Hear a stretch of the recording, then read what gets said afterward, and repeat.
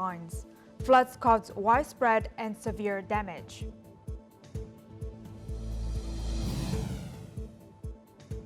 And National Assembly Chairman meets Russian President.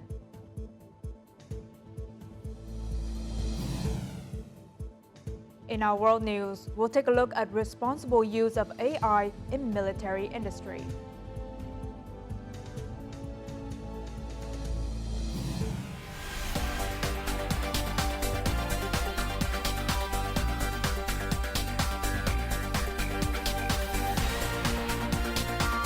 Broadcasting from Hanoi, the capital of Vietnam, VTV News starts right now.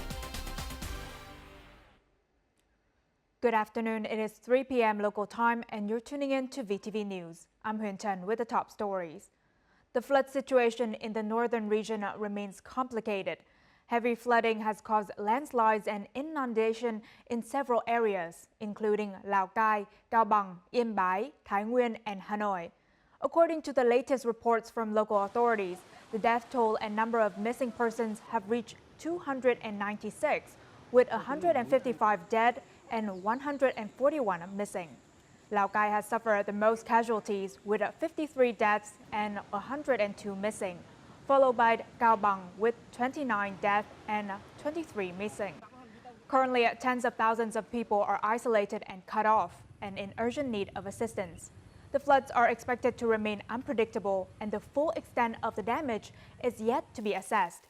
Emergency relief measures are being swiftly and decisively implemented to help flood-affected residents overcome these challenges. Authorities in Lào Cai province continue rescue efforts in Phúc Khánh commune, Bảo Yên district. However, assessing the site is extremely challenging due to disrupted transportation and a lack of phone signal. On Tuesday, a massive landslide occurred when mud and debris from a mountain over 100 meters high cascaded down, burying the entire new village hamlet in Phúc Khánh commune. As of Wednesday morning, 22 people have been confirmed dead, 17 injured, 73 missing, and 46 have been found. Division 316 of Military Zone 2 has deployed 200 officers and soldiers, while the Mobile Police 4th Battalion sent 80 officers and soldiers. These forces, along with Lào Cai Provincial Police, are participating in disaster recovery and search and rescue efforts.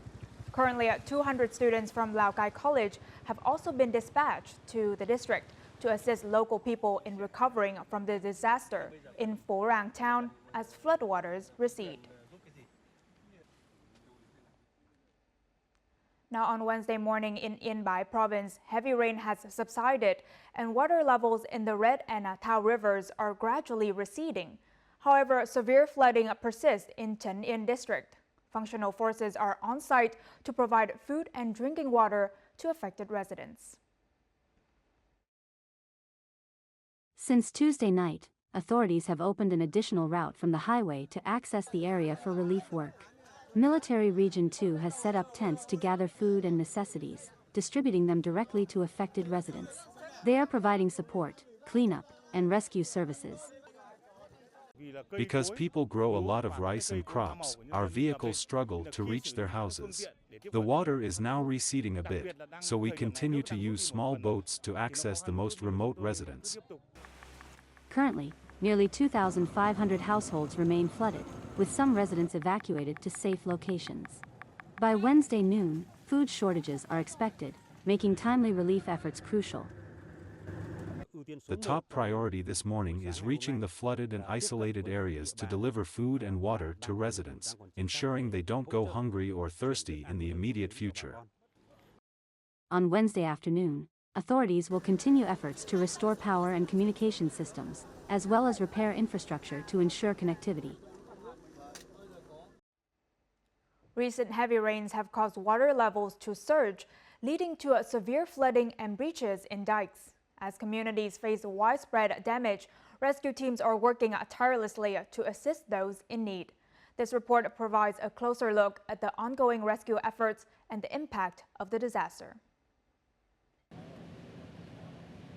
In Cao Bằng, rescue work is extremely challenging due to continuous landslides blocking traffic. The passenger bus buried on September the 9th was swept about 800 meters from the landslide site. Authorities have located the vehicles involved in the accident. On Wednesday morning, rescuers found another body trapped under the passenger bus. Rescue teams suspect there may be more victims trapped beneath the vehicle. The dike broke in Quyết Thắng Commune, Sơn District, Tuyên Quang Province on Tuesday night. Authorities promptly arrived to resolve the situation. However, repairing the dike requires significant time and manpower. The bridge affected 2-kilometer stretch of the Low River dike, affecting 925 households. 35 households were urgently evacuated during the night. Efforts to mend the dike continue. However, the rising level water has made the repair work difficult. Many areas in Tuyên Quang Province continue to experience moderate to heavy rainfall. Consequently, landslide developments remain complex in nearly 150 communes across the province. Preliminary assessments in Tuyên Quang Province have identified 49 communes as key landslide areas, 58 communes at high risk for flash floods, and 35 communes prone to flooding. The People's Committee of Tuyên Quang Province has instructed local authorities to implement the fall on the spot and 3 ready motto for natural disaster prevention and control. By 9 a.m. Wednesday morning, Hưng Yên Province had evacuated nearly 300 households living on the beach of communes outside the dikes of the Red and Luộc rivers to safe locations. Thus, more than 600 people have been evacuated, concentrated in Kim Dok, Tiền Lư districts and Hưng Yên City. The province has also prepared comprehensive plans to swiftly evacuate these households if floodwaters continue to rise. Hưng Yên Province has also raised the alert level to number 2 for the dikes along the Red and Luộc rivers. In Phu Tho, authorities are working to rescue and support over 2,000 isolated households in Dan Thuận Commune, Hạ Hòa district. Floodwaters have nearly reached the first floor of many homes. With a 2-day power outage complicating matters, officials must swiftly relocate residents to safety. The flooding has submerged gates and electric poles, making it difficult for locals to navigate their way out. The Air Defense Air Force has prepared 3 helicopters for search and rescue missions in northern Vietnam's mountainous areas affected by floods and landslides. These helicopters, stationed at Hoa Lạc Airport, are equipped to transport essential supplies to isolated regions where ground access is impossible. Each helicopter can carry up to 2 tons of goods and is staffed by a team of 10 officers and soldiers from Air Force Regiment 916. The rescue operations include delivering supplies and conducting aerial rescue, using hoist or landing in designated areas. The helicopters are fully equipped and ready to respond as soon as weather conditions improve. However, poor weather at both Hoa Lạc Airport and the northern regions has temporarily delayed the operation. The rescue teams will take off as soon as conditions improve.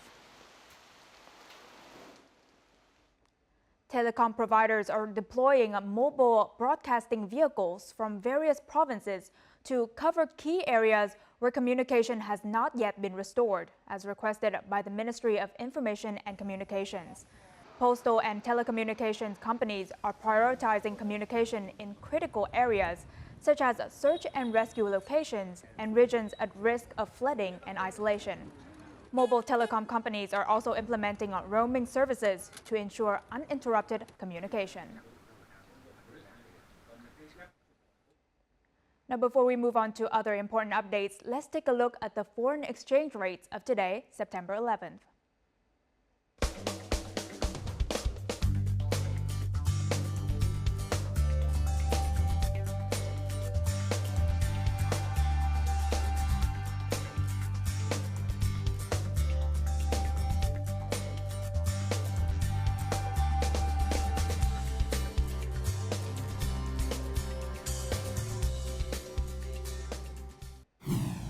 Coming up next on VTV News. National Assembly Chairman meets Russian President.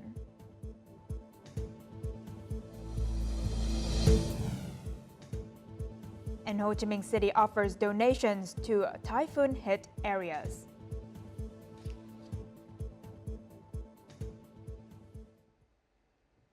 Now moving on to other news, continuing his official visit to the Russian Federation, National Assembly Chairman Chen Teng-min met with Russian President Vladimir Putin on Tuesday evening at the Kremlin. During the meeting, National Assembly Chairman Chen Teng-min conveyed the greetings of Party General Secretary and State President To Lam and Prime Minister Phạm Minh Chính to President Putin. He also shared information on the outcomes of the visit and discussed future cooperation between the two countries and their legislative bodies. President Putin expressed his gratitude for the warm greetings and extended an invitation to the Vietnamese leaders to visit Russia at a suitable time. The Russian president highly appreciated the results of National Assembly Chairman Chen Teng-min's visit and encouraged the two legislative bodies to further strengthen their cooperation, contributing to the practical and effective development of the comprehensive strategic partnership between Vietnam and the Russian Federation. Now, in recent days, people in Ho Chi Minh City have kept up closely with news about the natural disasters in the northern provinces. Many people living in Ho Chi Minh City also wish to join hands and share in the hardships and difficulties people in the northern provinces are enduring. Anxious and restless, like sitting on a bed of fire, is how Khánh has felt for the past 2 days. Her family is in a flooded area, and she hasn't been able to contact them by phone. All she can do is helplessly follow the news from her hometown through the media for hours on end. My hometown is near the Thao River in In Bai City. I know that my loved ones were evacuated, but I can't reach them by phone. It is very unsettling. Leo rushed to the airport to fly back to the north. In recent days, she has set aside all her work, focusing on campaigning, collecting donations, and organizing supplies.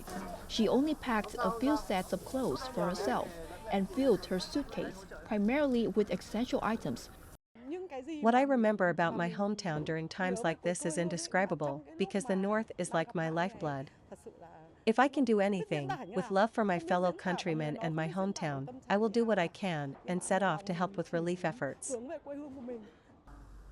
Many individuals, groups, and charitable organizations have stepped up, calling for and mobilizing resources to help people in flooded areas. Though we may not have much to offer in terms of material goods, the heartfelt support from us in the South will give those affected the strength to overcome these terrible disasters. Typhoon Yagi and its subsequent heavy rains have caused severe damage, resulting in significant loss of life and property. The people of Ho Chi Minh City and the entire country are directing their thoughts towards the flood-affected areas, hoping that those struggling can feel the warmth of their solidarity and soon overcome these disasters.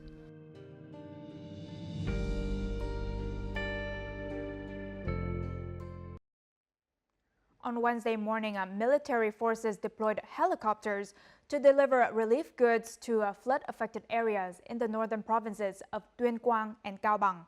In recent days, military and police forces have ventured deep into flooded and landslide-affected areas, delivering essential supplies to isolated individuals. During these most challenging times, these functional forces have dedicated themselves without hesitation to become a reliable support for the people. Many areas in the provinces of Lào Cai, Cao Bằng, and In Bai have lost power. Military forces are navigating narrow alleys to evacuate people to safety.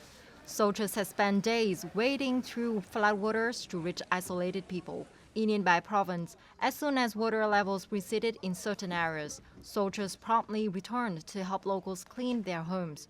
They also quickly arrived to assist in areas where houses have completely collapsed. We deployed over 1,000 personnel to assist people in recovering from the aftermath of the typhoon. We helped them relocate their belongings and strengthen dikes, as well as perform other tasks required by local authorities. After days of being trapped by floods, people were rescued by functional forces. In recent days, rescue teams have overcome numerous challenges to search for and bring people to safety. In many wards in In Bai province, houses were submerged. We deployed all forces to reach the hardest hit areas to help people in relocating and moving their belongings.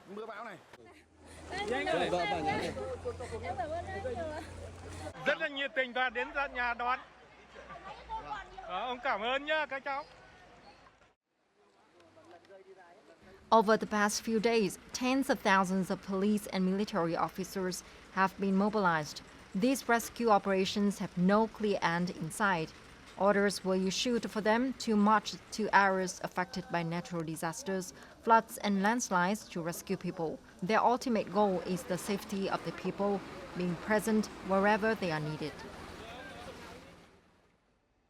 Typhoon Yagi and its aftermath have caused severe damage not only to property but also to people. Local authorities and functional forces are actively engaged in relief and rescue operations in the affected provinces and cities.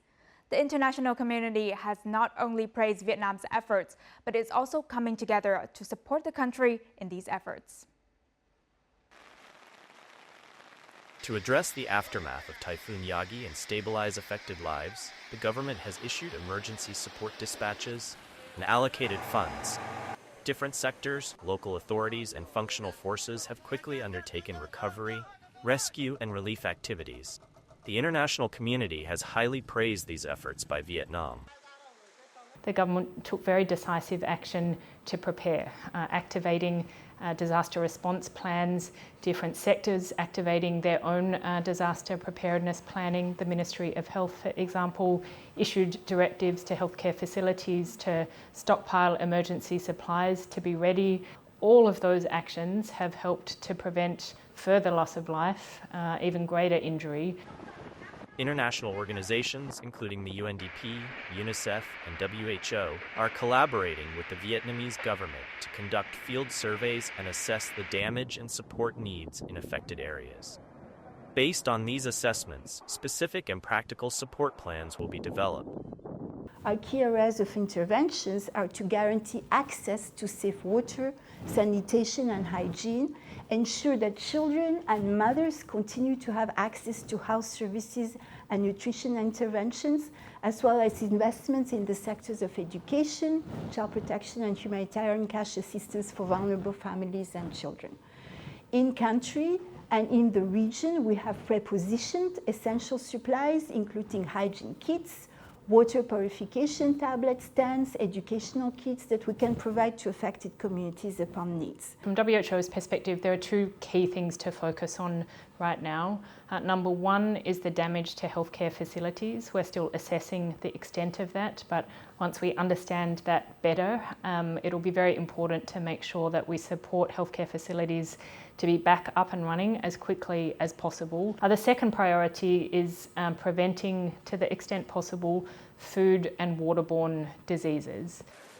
Additionally, the Food and Agriculture Organization of the United Nations will work to ensure food security, cash, and livelihood recovery, and commit to aiding emergency situations in Vietnam. Typhoon Yagi has passed, leaving severe damage across many production sectors. In Vân Đồn, the locality with the largest aquaculture area in Quảng Ninh province, nearly all aquaculture households suffer heavy losses. Their floating cages and rafts were almost completely destroyed, with estimated damages in the millions of US dollars. Locals returning home after the typhoon witnessed heartbreaking scenes as their entire livelihoods have been swept away by the wind. Recovery will take a very long time. Looking over the once thriving aquaculture area, Nguyen Văn Thuân from Dong Sa commune could not help but feel heartbroken over the immeasurable losses. His hundreds of floating oyster farms and fish farming cages, worth thousands of USD, are now gone. It's all gone. My family has lost thousands of USD worth of fish and shrimp. It left me with nothing. Even though precautions were taken, with floating cages and houses being secured and moved to safer locations, the sheer intensity of the historic storm was overwhelming for locals. More than thousands of farming facilities and 318 floating houses were swept away by the typhoon. The total damage is estimated to reach millions of USD. I saved up my whole life. Now it's all gone. We've assessed and reviewed the damage. We hope that the province will provide support to the people. People have lost property, and some families have even lost loved ones. While the pain and grief may eventually subside, the lessons learned must endure. These include the importance of solidarity, mutual support in overcoming hardships, and the experience gained in facing natural disasters and unprecedented challenges. The water inflow to Thác Reservoir has recently decreased. Following the directive from the Ministry of Agriculture and Rural Development, the plant has opened all 3 floodgates and is prepared with response plans to ensure dam safety. As of now, the water inflow to Thác Reservoir has reduced to 2,960 cubic meters per second, with a total discharge of 2,920 cubic meters per second.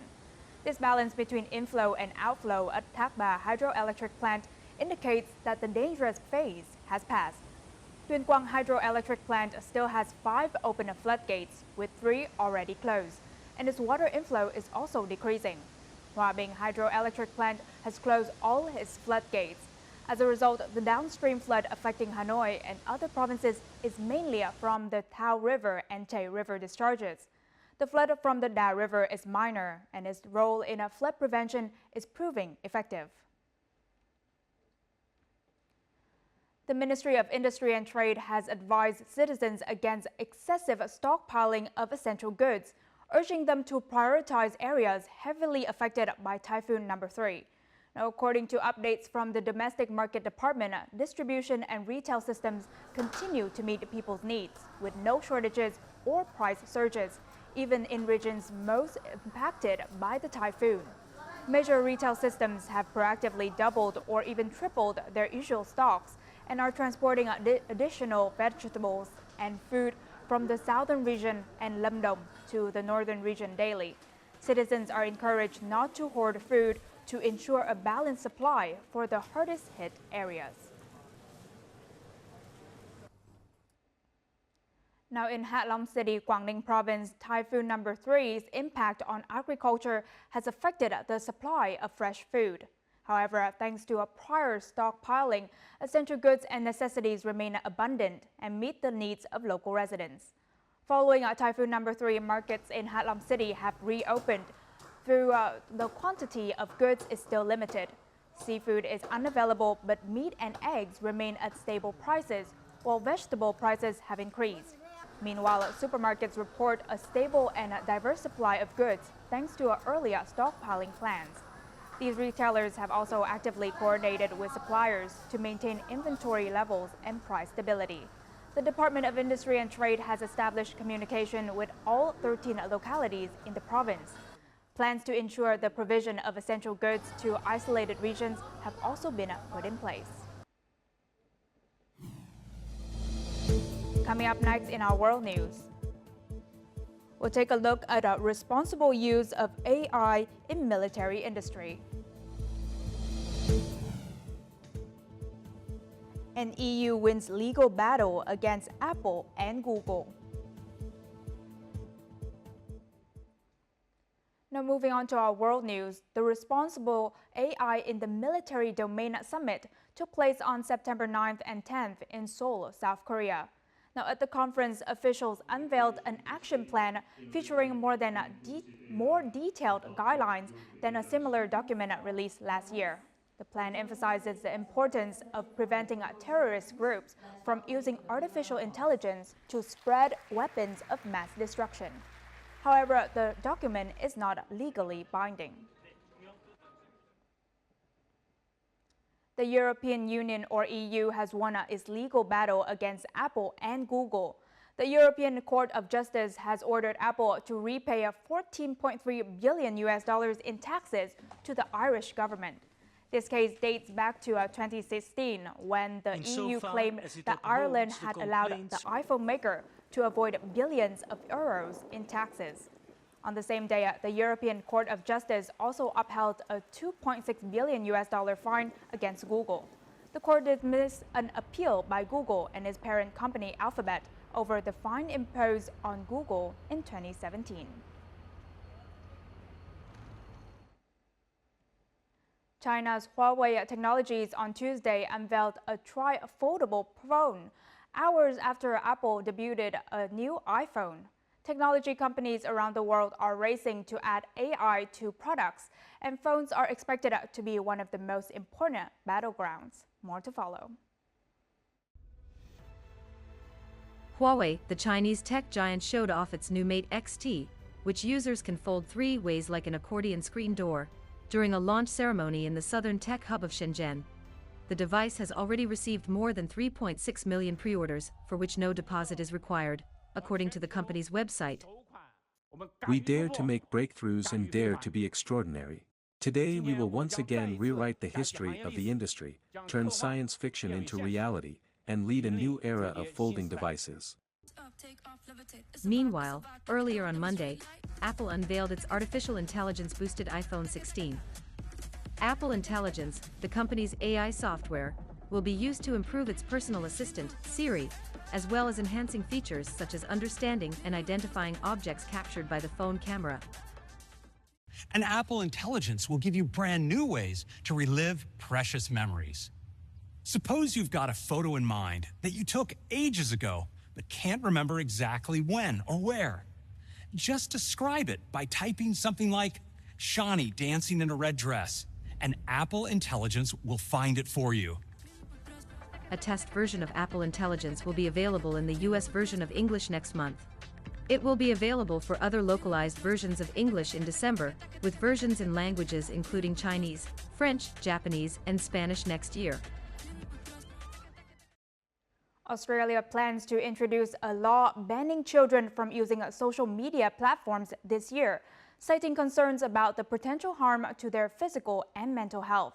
Australia's Prime Minister advocates for children to step away from electronic devices and engage in outdoor activities like football, swimming, or tennis. While he didn't specify the exact age for the proposed social media ban, he suggested that the 14 to 16 age range is under consideration. If enacted, this law would make Australia one of the first countries in the world to impose age restrictions on social media usage. Now, as usual, let's move on to the weather forecast.